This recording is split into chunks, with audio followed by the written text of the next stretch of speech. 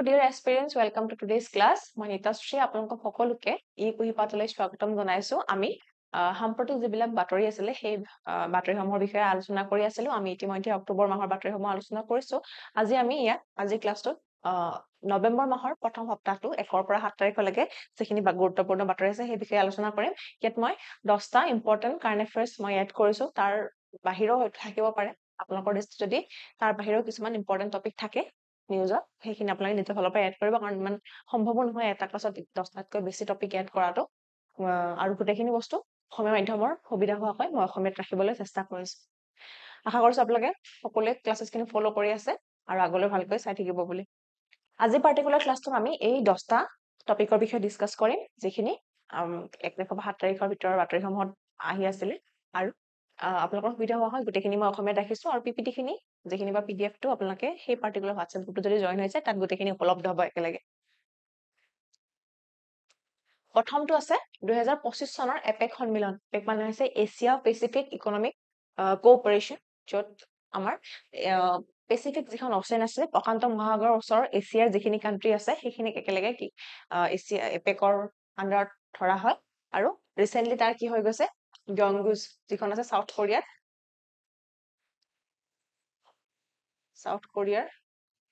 গংগুজত কি হৈছে ইয়াৰ ৰিসেন্ট সন্মিলনখন হৈ গৈছে সিওপি খন হৈ গৈছে ঠিক আছে আৰু এখন এপেক খন কেতিয়া এস্টাবলিশ হলে 1989 ত আৰু ইয়াৰ হেডকোৱাৰ্টাৰ আছে সিঙ্গাপুৰত ঠিক আছে আৰু ইয়াত কিহৰ বিষয়ে এখন ডিক্লেৰেশন গ্যাংগুজত কি কৰিছে এখন ডিক্লেৰেশন গ্ৰহণ কৰা হৈছে 21 খন মেম্বাৰ কান্ট্ৰি তাতে কি আছিল প্ৰেজেন্ট আছিল সদস্য দেশ আছিল আৰু তেওঁলোকৰ নেতাসকলে অৰ্থনৈতিক দিশত বৃদ্ধিৰ ক্ষেত্ৰত কেনেকৈ ডেভেলপ কৰিব পাৰি অৰ্থনৈতিক দিশটো আৰু অৰ্থনৈতিক ক্ষেত্ৰখন কেনেকৈ ডিজিটেলাইজেশন কৰিব পাৰি ডিজিটেল ৰূপান্তৰৰ ক্ষেত্ৰতো গুৰুত্ব দিছে আৰু যোগান সাপ্লাইটো আৰু কেনেকৈ শৃংখলাবদ্ধ কৰিব পাৰি তাৰ স্থিতিশীলতা কেনেকৈ বৃদ্ধি কৰিব পাৰি অৰ্থনৈতিক ক্ষেত্ৰখন কেনেদৰে আৰু গভীৰ কৰিব পাৰি তাৰ ক্ষেত্ৰত অৰ্থনৈতিক সহযোগিতা দিয়াৰ প্ৰতিশ্ৰুতি দিছে গোটেই মেম্বাৰ কিখনে এই ঘোষণা কি কৰিছে বৰ্তমানৰ বিশ্ব অৰ্থনৈতিক অনিশ্চয়তাৰ মাজতো যেটো দৃঢ় বাণিজ্য আৰু বিনিয়োগ আছে হেয়াই কি কৰিছে এপেকৰ যিখন কান্ট্ৰি আছে তেওঁলোকৰ অৰ্থনৈতিক বৃদ্ধিৰ মূল চালিকা শক্তি হিচাপে কাম কৰিছে বুলি তেওঁলোকে কৈছে আৰু ইয়াৰ মূল বিষয়বস্তু কি আছিল থিমটো আছিল স্বতন্ত্ৰ বাণিজ্য ফ্ৰী ট্ৰেড আৰু লগতে আঞ্চলিক একত্ৰিতকৰণ গোটেই অঞ্চলসমূহ একত্ৰিত কৰি পেলাই ফ্ৰী ট্ৰেড কৰা আৰু লগতে ভূ ৰাজনৈতিক পলিটিক্যাল জিঅপলিটিক্যাল যিখিনি সংকট আছে সেইখিনি নাইকিয়া কৰা লগতে যোগানসমূহ শৃংখলাবদ্ধ কৰা এনে ধৰণৰ কিছুমান স্টেপছ লৈ পেলাই এই সন্মিলনখন কি হৈছে অৰ্গানাইজ কৰা হৈছে আৰু দক্ষিণ কোৰিয়াই কি কৰিব হোষ্ট কৰিব পাৰ্টিকুলাৰ যিখন সন্মিলন ভাৰতৰ দৰে দেশৰ বাবে এই সন্মিলনৰ বাৰ্তাটো এইটোৱেই যে ডিজিটেল অৰ্থনীতি বিনিয়োগ আৰু যোগান শৃংখলা স্থিতিশীলতাৰ ক্ষেত্ৰত অঞ্চল ভিত্তিক কি থাকিব সহযোগিতা থাকিব আৰু তাৰ গুৰুত্বটো বৃদ্ধি হ'ব আৰু দক্ষিণ কোৰিয়ায়ো হোষ্ট কান্ট্ৰি হিচাপে তেওঁলোকৰ কি কৰিছে ৰাজনৈতিক আৰু কূটনৈতিক যিটো স্থান আছে গোটেই ৱৰ্ল্ডত হেতু আৰু শক্তিশালী কৰিবলৈ চেষ্টা কৰিছে নেক্সট আমাৰ টপিকটো হৈছে লোকটাক হ্ৰদটো ক'ত আছে মণিপুৰত আছে আৰু এটা ফ্ৰেছ ৱাটাৰ লেক হয় এইটো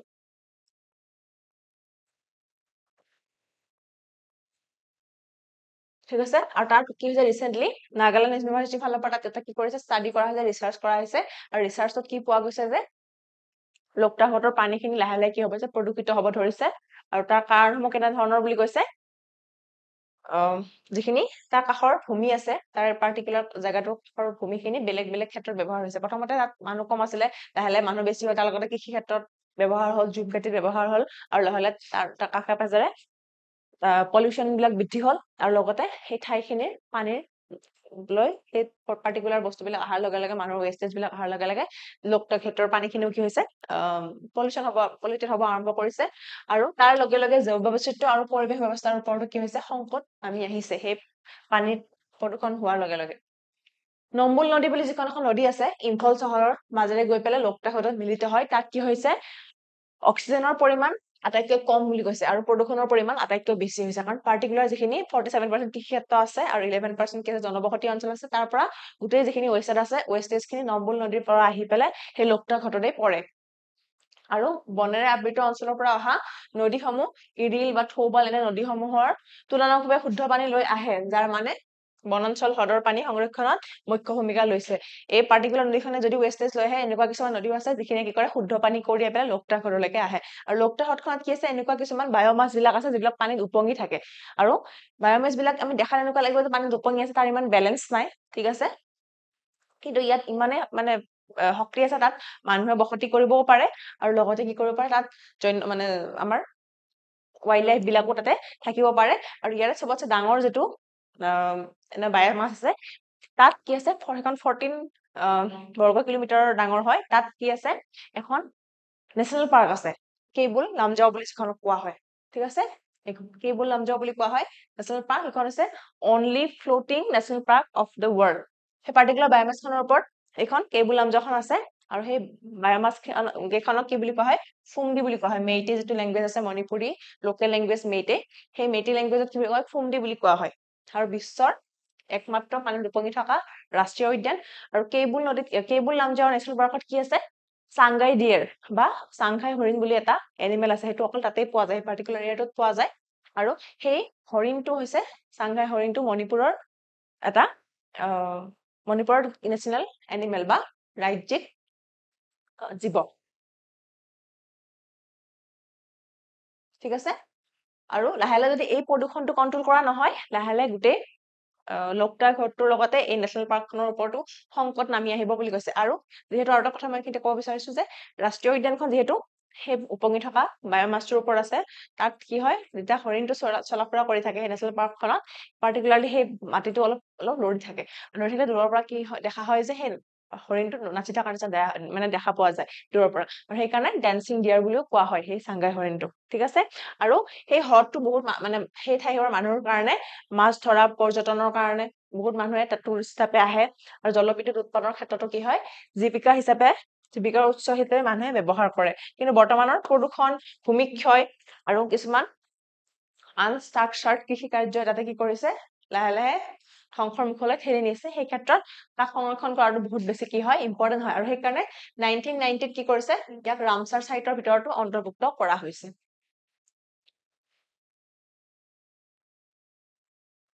নেক্সট টপিকটো হৈছে নিজৰ পছন্দৰ ব্যক্তিক বিয়া কৰোৱাৰ অধিকাৰ, right to marry the person of one's choice, যে আমি নিজৰ পছন্দ হিচাপত বিয়া পাতিব পাৰো নে নোৱাৰো। ৰিচেণ্টলি কি হৈছে, গুজৰাটত এজন মানুহে তেওঁৰ জীয়েকে যেতিয়া নিজৰ পছন্দ মতে এজন মানুহৰ লগত মানে বিবাহ হৈ পেলাই ৰেজিষ্টাৰ কৰিছিলে, আৰু সেই বাপেকজনে কি কৰিছে, যিখিনি মানুহে ৰেজিষ্টাৰ কৰিছিলে বিয়াখন, সেই মানুহখিনিৰ ওপৰত কেছ দিছিলে। আৰু ন্যায়ালয়ে সেই ক্ষেত্ৰত কৈছে যে যদিহে তেওঁলোকৰ পাৰ্টিকুলাৰ মেৰিড পাৰ্চন দুজনৰ বিবাহ হোৱাৰ বা বিবাহ কৰোৱাৰ এজ হৈছে সাংবিধানিকভাৱে, গতিকে তেওঁলোকক কোনো অভিভাৱক বা কোনো সমাজে কি কৰিব নোৱাৰে, বাধা দিব নোৱাৰে বুলি তাৰ ওপৰত মন্তব্য প্ৰদান কৰিছে। দিল্লী উচ্চ ন্যায়ালয়ে কৈছে যে সেই ক্ষেত্ৰত সম্পূৰ্ণ স্বাধীনতা থাকিব। আৰু ভাৰতীয় সংবিধানৰ যিটো আৰ্টিকেল 1 আছে, সৰি 21 আছে, আৰ্টিকেল 21 আছে, ৰাইট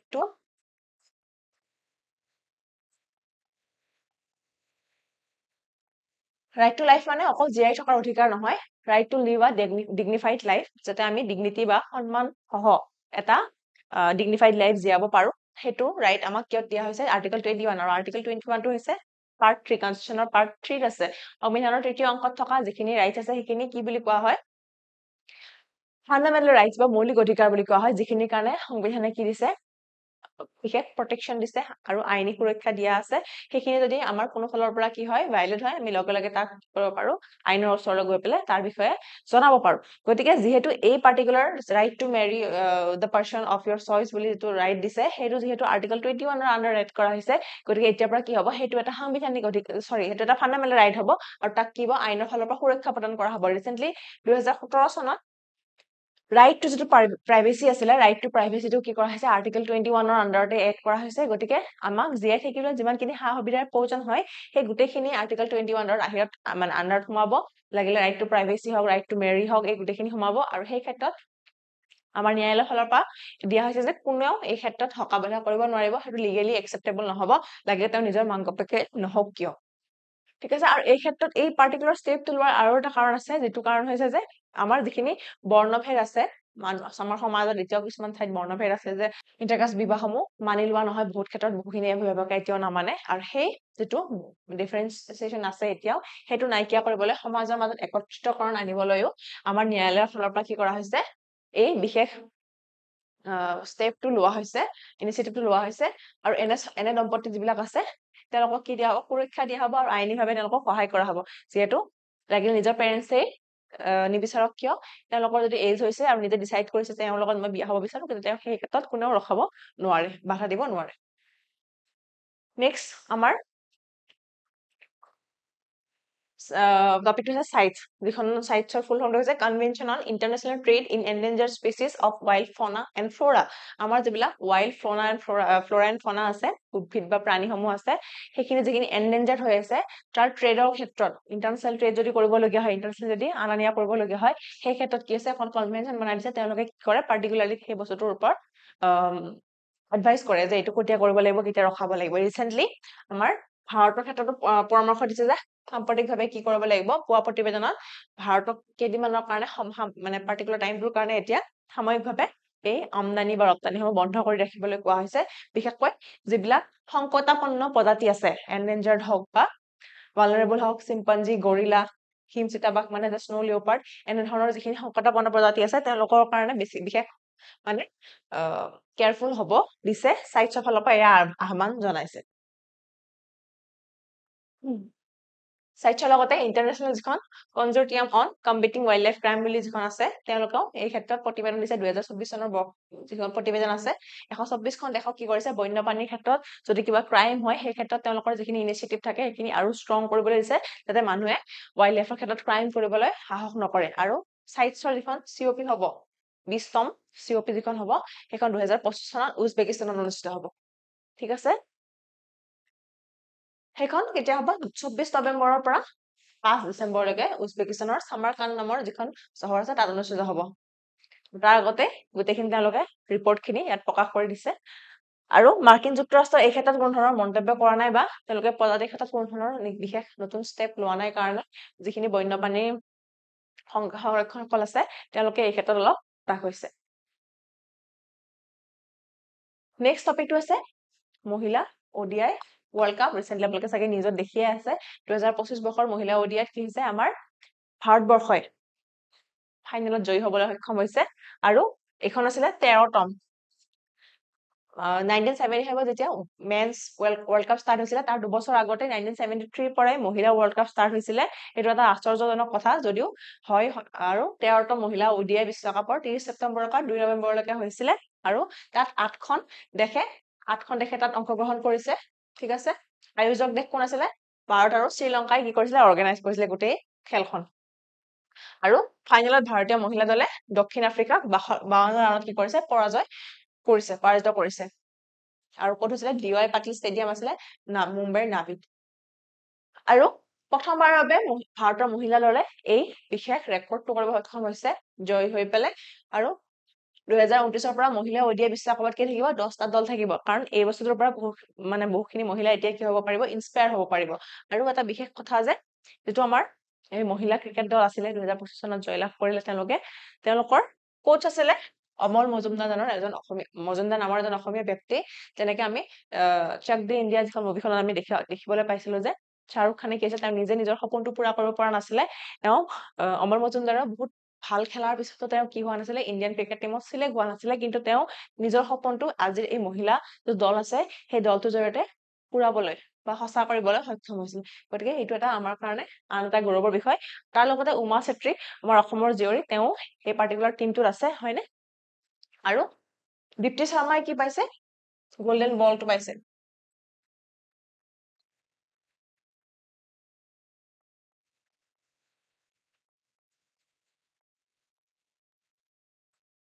সৰ্বাধিক তেওঁ কেইটা পাইছে, 22টা উইকেট লৈছে গোটেই খেলখনত, 22টা উইকেট লৈছে। গতিকে এইটো এটা ইম্পৰ্টেণ্ট কুৱেশ্যন হ'ব পাৰে।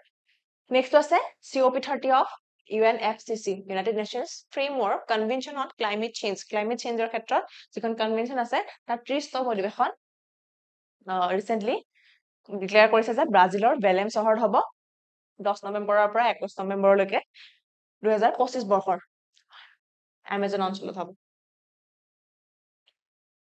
আয়োজক দেশ ব্ৰাজিল আৰু এই স্থান নিৰ্বাচনটোৱে আমাজনৰ যিখন বনাঞ্চল আছে তাৰ জৈৱ বৈচিত্ৰ্য আৰু জলবায়ু সুৰক্ষাৰ মাজত থকা সম্পৰ্ক প্ৰতিফলিত কৰিছে সেইকাৰণে পাৰ্টিকুলাৰ সেই ঠাইখন চিলেক্ট কৰা হৈছে জলবায়ু অৰ্থনীতিৰ ওপৰত গুৰুত্ব দিয়া হৈছে ক্লাইমেটৰ ক্ষেত্ৰত ফাইনেন্সটো লাগিব ক্লাইমেট এতিয়া বৰ্তমান আমাৰ বহুত ফ্ৰেজাইল হৈ গৈছে ক্লাইমেট চেঞ্জৰ ক্ষেত্ৰত আমি বহুত বেছি সজাগ আৰু সচেতন হোৱাটো প্ৰয়োজনীয় হৈ পৰিছে আৰু কিছুমান বিশেষ ষ্টেপ লোৱাৰো আমাৰ এই ক্ষেত্ৰত জৰুৰী হৈ পৰিছে উন্নয়নশীল যিবিলাক দেশ আছে ডেভেলপিং কাণ্ট্ৰিৰ বাবে ধনৰ যোগান বৃদ্ধি কৰিব সেই পাৰ্টিকুলাৰ টপিকটোত মুখ্য লক্ষ্য হিচাপে ৰাখিছে কিয়নো ডেভেলপ কাণ্ট্ৰি বিলাক অলৰেডি ডেভেলপ হৈ গৈছে হয় ন এবাৰ ইন্দিৰা গান্ধীয়ে বহুত আগতে কথা এটা কৈছিলে যে poverty is the main pollutant কাৰণ আমি যদি ডেভেলপিং কাণ্ট্ৰি বিলাকে আমি এতিয়া ডেভেলপ কৰি আছো কাৰণ আমাক এতিয়া ইণ্ডাষ্ট্ৰি বনাবই লাগিব ডেভেলপ কাণ্ট্ৰি বিলাকে অলৰেডি বহুত পলিউশ্যন কৰি পেলাই তেওঁলোক ডেভেলপ হৈ গ'ল তেওঁলোকে যদি এতিয়া কৈ থাকে তোমালোকে পলিউশ্যন নকৰিবা তে আমি কেনেকে ডেভেলপ হ'ম হয় নে নহয় গতিকে আমি যদি ডেভেলপ কৰিব লাগে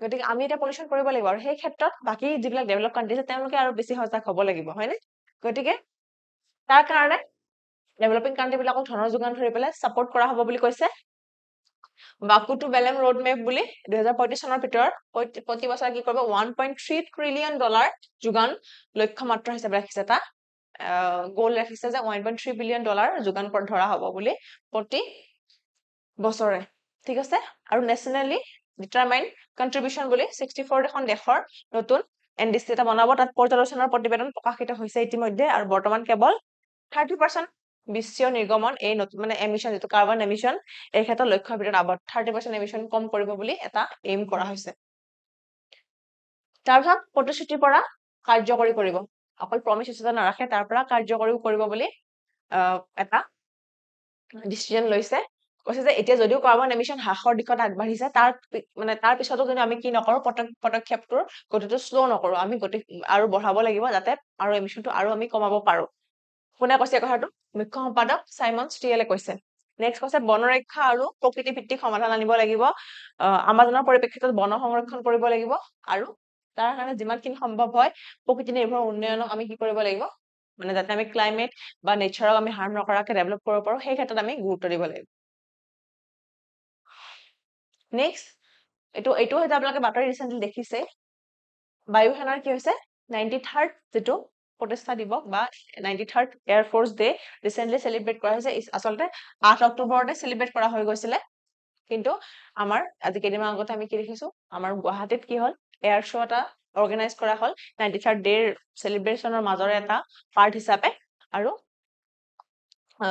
তাৰ লগত সংগতি ৰাখি আমি এই টপিকটো আজি ৰাখিছো ইয়াতে মেইন অনুষ্ঠিত যেটো আছিলে অনুষ্ঠানটো ক'ত হৈছিলে হিন্দন যেটো এয়াৰবেস আছে গাজিয়াবাদত তাত অনুষ্ঠিত কৰা হৈছিলে সেই পাৰ্টিকুলাৰ ডেটটো কিন্তু এতিয়া এইটো এমাহ পিছত মানে আমাৰ নৰ্থ ইষ্টটো এটা ষ্ট্ৰেটেজিক এটা প্লেস হয় সামৰিক ক্ষেত্ৰখনত গতিকে সেই কাৰণে নৰ্থ ইষ্টকো ইম্পৰ্টেন্স দিবৰ কাৰণে 93rd ডেৰ এয়াৰ ফোৰ্সৰ এটা পাৰ্ট হিচাপে ইয়াতো কি কৰা হয় এয়াৰ শোটো অৰ্গানাইজ কৰা হয় আমাৰ ব্ৰহ্মপুত্ৰ নদীৰ পাৰত লাচিতঘাটত হয়নে আৰু প্ৰথমবাৰৰ বাবে কৰা হৈছে এইটো নৰ্থ ইষ্টত ঠিক আছে তাত 75 খন বিমান আছিলে বিমান বা হেলিকপ্টাৰ আছিলে আৰু 25টা ফৰ্মেশন দেখুৱা হৈছিলে তাতে আৰু ইয়াৰ মেইন বিষয়বস্তুটো কি আছিলে ইনফেলেবল ইমপাৰফিয়াছ আৰু প্ৰিসাইজ অৰ্থাৎ অপ্ৰতিৰোধ্য অভেদ্য আৰু নিখুঁত এইটো আছিলে এই পাৰ্টিকুলাৰ এয়াৰফোৰ্সৰ থিম নেক্সট ইম্পৰ্টেন্ট হয় এটা বহুত ইম্পৰ্টেন্ট নিউজ ৰিসেন্টলি আহিছে যে এপিএসসি যিখন বোৰ্ড আছে তাৰ নতুন কি হৈছে অধ্যক্ষ বা চেয়াৰপাৰসন নিযুক্তি দিয়া হৈছে আৰু তেওঁৰ নাম হৈছে প্ৰভাতী থাউচেণ্ড তেওঁ ডিমাছা কমিউনিটিৰ পৰা বিলং কৰে আৰু মোষ্ট প্ৰবেবলি তেওঁ ফাৰ্ষ্ট উমেন হয় সেই পাৰ্টিকুলাৰ কমিউনিটিৰ পৰা তেওঁ 2025 চনৰ 5 নৱেম্বৰ তাৰিখে তেওঁ নিযুক্তি দিয়া হৈছে তাৰ আগতে আছিলে দেৱদাস উপাধ্যায় বুলি এগৰাকী আইপিএছ আৰু তেওঁ 2025 চনৰ জানুৱাৰীৰ পৰা কাৰ্যকালত আছিলে এই ক্ষেত্ৰত এটা ইম্পৰ্টেন্ট বস্তু যে টেনিয়ৰটো কিমান হ'ব কাৰ্যকালটো কিমান দীঘলীয়া হ'ব কাৰণ 2025 পৰা তেওঁ ছেপ্টেম্বৰতে তেওঁৰ কি হ'ল টেনিয়ৰটো কমপ্লিট হৈছে কিয় হ'ল কাৰণ ইয়াৰ কাৰ্যকালটো এনেকুৱা এপিএসসিৰ যিজন চেয়াৰপাৰসন তেওঁৰ কাৰ্যকালটো এনেকুৱা ইদাৰ 6 ইয়াৰ্স আৰু নহলে until the age of 62 years তেওঁ যদি 62 ইয়াৰ্স হৈ যায় তেওঁ যিমানেই টাইমত লাগে 2 বছৰ হওক বা এওঁটো এতিয়া তেওঁ 1 ইয়াৰে কমপ্লিট নহল দেৱৰাজ উপাধ্যায় গতিকে 62 ইয়াৰ্স হোৱাৰ লগে লগে তেওঁ পাৰ্টিকুলাৰ পদটো এৰিব লাগিব আৰু লগে লগে এওঁ প্ৰভাতী থাউচেণ্ড মেম তেওঁ এগৰাকী ৰিটায়াৰ্ড আইএছ অফিচাৰ হয় তেওঁ প্ৰথমতে এচিএছতে আছিলে কিন্তু 2010 চনত তেওঁ কি কৰা হয় আইএছলৈকে প্ৰমোশন দিয়া হয় উন্নীত কৰা হয় আৰু তেওঁ অলৰেডি বৰ্ডত আছিলে, APSC বৰ্ডত আছিলে, কিন্তু ৰিচেণ্টলি তেওঁক নৱেম্বৰ মাহত অধ্যক্ষ হিচাপে নিযুক্তি দিয়া হয়। তাৰ উপৰিও চৰকাৰৰ যিটো সীমা সুৰক্ষা আছে, সীমাসুৰক্ষা আৰু উন্নয়ন বিভাগ আৰু লগতে পৰ্যটন বিভাগৰ সচিব হিচাপে তেওঁ কি কৰিছে, কাম কৰিছে। আৰু কেইদিনমান আগতে ডক্টৰ ভূপেন হাজৰিকাৰ ৰাষ্ট্ৰীয় বঁটা প্ৰদান কৰা হৈছে। টোটেল 6 জন ব্যক্তিক প্ৰদান কৰা হৈছে আৰু গুৱাহাটী চহৰতে আয়োজন কৰা হৈছিলে, য'ত মুখ্য অতিথি আছিলে কেন্দ্ৰীয় মন্ত্ৰী জ্যোতিৰাদিত্য সিন্ধিয়া। আৰু পুনে ভিত্তিক, পুনে বেছ এটা সংস্থা আছে সৰহদ বুলি, সেই পাৰ্টিকুলাৰ অৰ্গেনাইজেশ্যনটোৱে এই বঁটাটো প্ৰদান কৰে। আৰু ভূপেন হাজৰিকা বঁটাটো মানে তেওঁ সংগীতজ্ঞ আছিল কাৰণে অকল সংগীতজ্ঞকে প্ৰদান কৰা নহয়, বেলেগ বেলেগ ক্ষেত্ৰত এই বঁটাটো প্ৰদান কৰা হয়। চাওঁ কোনে কোনে পাইছে। এইবাৰ বঁটা লাভ কৰিছে অৰুণাচল প্ৰদেশৰ খ্যাতনামা সাহিত্যিক ইয়েছে দৰ্জি থংচী। আমি চবেই যে জানো তেওঁৰ বিষয়ে, তেওঁ সাহিত্য একাডেমী বঁটাও পাইছে। তেওঁ অৰুণাচলৰ হয় যদিও তেওঁ অসমীয়াত লিখা মেলা কৰে মানুহজনে, আৰু তেওঁ এই পাৰ্টিকুলাৰ বঁটাটো এইবাৰ পাইছে সাহিত্যৰ ফালৰ পৰা। মিজোৰামৰ LR চাইলুৱে পাইছে, তেওঁ এজন জনসংযোগ বিশেষজ্ঞ আৰু লগতে শান্তি প্ৰতিষ্ঠাপক, তেওঁ পাইছে। অসমৰ ৰজনী বসুমতাৰী, তেওঁ এগৰাকী অভিনেত্ৰী হয়, জনপ্ৰিয় অভিনেত্ৰী আৰু চলচ্চিত্ৰ নিৰ্মাতাও হয়। তেওঁৰ লগতে মানুহৰ গাঁও জীৱনটো আৰু মহিলাৰ জীৱনৰ ওপৰত যিবিলাক সমস্যা থাকে তাৰ ওপৰত তেওঁলোকে চলচ্চিত্ৰ নিৰ্মাণ কৰে, তেওঁ পাইছে। তাৰোপৰি আৰু পাইছে আমাৰ সংগীতাচাৰ্য সূৰ্যকান্ত হাজৰিকা, এজন সাহিত্যিক হয় অসমৰ, তেওঁ পাইছে। আৰু মেঘালয়ৰ এজন প্ৰফেচাৰ ডেভিড চিএমলিয়েফ বুলি, তেওঁ পাইছে। গতিকে এনেকে বেলেগ বেলেগ ক্ষেত্ৰৰ পৰা বেলেগ বেলেগ ব্যক্তিক চিলেক্ট কৰা হয়। টোটেল 6 জন ব্যক্তিয়ে এই পাৰ্টিকুলাৰ বঁটাটো 2025 বৰ্ষত লাভ কৰিছে। বঁটাটো Bharat Ratna doctor Bhupen Hazarika national award বুলি কোৱা হয়। আজিৰ এইটো অন্তিম বাতৰি হ'ব। এইটো হৈছে হোৱাইট ব্ৰেষ্টেড ৱাটাৰহেন। এইটো আমি চবেই ডাউক চৰাই বুলি জানো, আমি প্ৰায় দেখা পাওঁ পথাৰত থাকে বা এনেকুৱা ৱেটলেণ্ড বিলাকত থাকে, হয়নে? এইটো যদিও সাধাৰণ আমি প্ৰায় দেখা পাই থাকো, এইটো এটা বহুত গুৰুত্বপূৰ্ণ পক্ষী। এইটো হৈছে ইয়াৰ বৈজ্ঞানিক নাম, আমাৰ মিছ ফিনিকুৰাছ। ৰিচেণ্টলি বজালী জিলাৰ দুখন শিখৰৈতা বিল আৰু চৰাংপুৰীয়া বিলত এই যিটো হোৱাইট ব্ৰেষ্ট ৱাটাৰহেন দেখিবলৈ পোৱা গৈছে, পুনৰ দেখা গৈছে বুলি কৈছে। আৰু বিশেষজ্ঞসকলে কৈছে যে এই পক্ষীৰ উপস্থিতিটো কি হৈছে, জলভূমিৰ ক্ষেত্ৰত মানে চাইলেণ্টলি হেল্প কৰে বুলি কোৱা হয়। জলাশয় বিলাকত চাইলেণ্টলি হেল্প কৰে, পৰিৱেশটো সুস্থ আৰু জৈৱ বৈচিত্ৰ্য সমৃদ্ধ হোৱাৰ এটা ধনাত্মক সংকেত। যদি আমি দেখা পাওঁ যে ডাউক চৰাইটো আছে, আমি কি গম পাম যে এই পাৰ্টিকুলাৰ ঠাইটোত পৰিৱেশটো সুস্থ হৈ আছে আৰু জৈৱ বৈচিত্ৰ্যটো ভালকে মেইনটেইন হৈ আছে বুলি আমি ক'ব পাৰো। গতিকে এই পাৰ্টিকুলাৰ বাৰ্ডটো এটা বহুত ইম্পৰ্টেণ্ট ৰোল প্লে কৰে। আয়ুষ্মানত ইয়াৰ যিটো বৰ্তমান স্থিতি সেইটো হৈছে লিষ্ট কনচাৰ্ন, অল্প বিপদজনক, কোনো বিপদৰ মানে শংকা নাই বুলি কোৱা হৈছে। যদিও 1972 যিখন তালিকা আছে তাত 2 নম্বৰ যিখন লিষ্ট আছে তাত অন্তৰ্ভুক্ত হয়। 2 নম্বৰ লিষ্টখন কি হয়, অলপমান সংকটজনক অৱস্থাত, কিন্তু এক্সটেনশ্যনৰ ভয় নাথাকে সেই পাৰ্টিকুলাৰ লিষ্টখনত অন্তৰ্ভুক্ত হলে। গতিকে আমাৰ কাৰণে বহুত ইম্পৰ্টেণ্ট হয়। গতিকে আমি যিমান পাৰো মানে এই পাৰ্টিকুলাৰ বাৰ্ডটো সংৰক্ষণ কৰাৰ ব্যৱস্থা কৰিব লাগে। ইয়াতে আমাৰ আজি পাৰ্টিকুলাৰ ক্লাছটো সমাপ্ত হৈছে, আৰু ইয়াৰ নেক্সট উইকৰ বাতৰিটো আকৌ 7 দিনৰ পিছত আমি ক্লাছত ডিছকাছ কৰিম। আজিৰ ক্লাছটো আপোনালোকে ইয়াৰ পৰা উপকৃত হ'ব বুলি মই আশা ৰাখিছো, ক্লাছটো ভাল পালে বুলি মই আশা ৰাখিছো। আজিলৈ ইয়াতে সামৰিছো। Thank you, take care.